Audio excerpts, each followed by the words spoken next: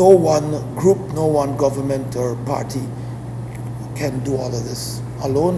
We need to do it together. We're less than 1 million people. The value of the oil out there is in the billions of US dollars. We are going to be very, very, very wealthy, beyond our expectations.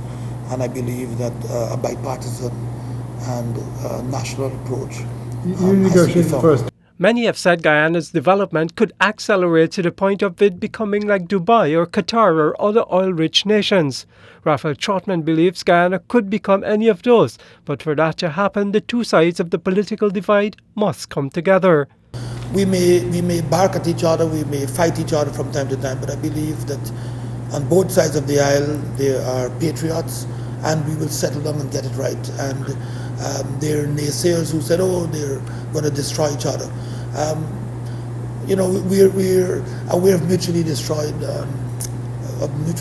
we don't want to destroy each other. That is the madness. Sure, that is the madness. So we look at the Congress in the US, we look at the Parliament, the House of Commons in the UK, and we're not saying that we're perfect, but this is our democracy, and we'll fix it, and we'll work on it. Trotman was speaking during an interview program at the Georgetown Club on Friday morning. Anytime he was asked about plans for oil and gas, he went back to the imperative that the government and the opposition should cooperate in the process.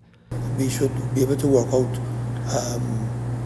a shared vision of how this resource is going to be developed.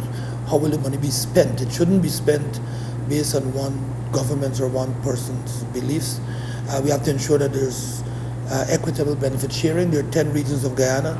The coastal regions, of course, will benefit most from Berbice through to Essequibo because there's a lot of activity along the coast.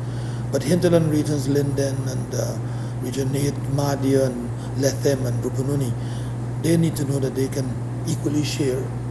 Minister Trotman is among those who believe that citizens should benefit directly from a cash transfer of the oil revenues, but he said this should not be a blanket process of cash in the hand of every Guyanese citizen. I believe in conditional cash transfers for the young people to go to school, but they must be registered at university and the government will pay your fees. Those who have served and are old, yes. Those who are aspire to get training in a vocation, yes. But not $5,000. I don't. The figure will have to be calibrated based on our earnings and overall GDP and the spending.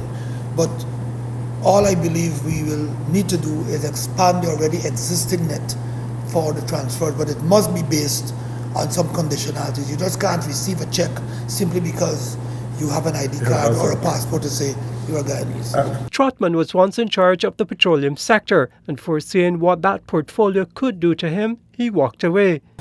I did write His Excellency, and I had spoken much about the portfolio in 2017. I did write to him asking for it to be taken from me. Why? Because I felt that, one, it had become a poison chalice. Two, I think that oil would do for Guyana what sugar had done 400 years ago. It would be the most transformational event, that is production, in our history. And it really needed the vision and the guidance of the president to oversee it, because the political, socio-economic impacts shouldn't rest with a minister, it should rest with whoever's president, and that was my belief. Trotman argued that many Guyanese do not see the transformational potential of the oil and gas sector. I don't believe, no, they don't, and that is again quite expected and understandable.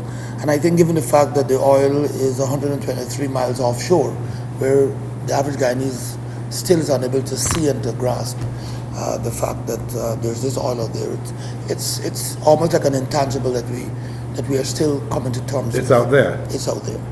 But again, for Guyanese to see the benefits, according to Trotman, political cooperation is necessary. For the newsroom, Neil Marks reporting.